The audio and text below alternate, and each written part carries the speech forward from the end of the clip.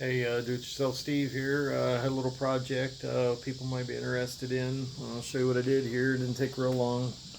Built this workbench down here. Used two cabinets that I bought at a sale that went in a underneath a waterbed.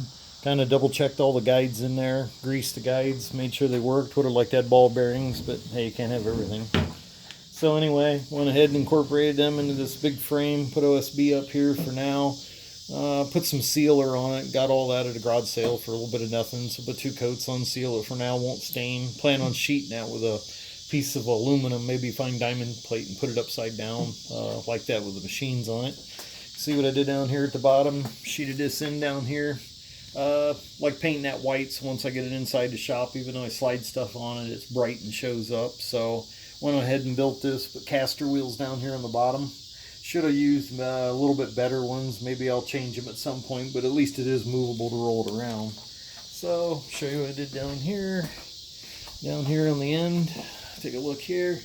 I did right here, this was dead space back here behind those drawers. Didn't want to lose that, so I went ahead and sheeted that in to put like 6-foot material in there.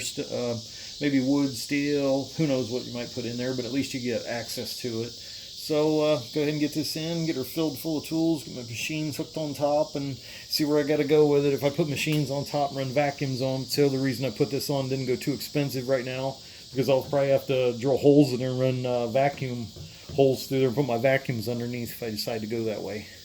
But anyway, wasn't too big of a job, didn't have a lot of money in it. Got the drawer units for like 25 bucks, so makes one heck of a workbench. So like how it turned out. Do it yourself Steve, check them out.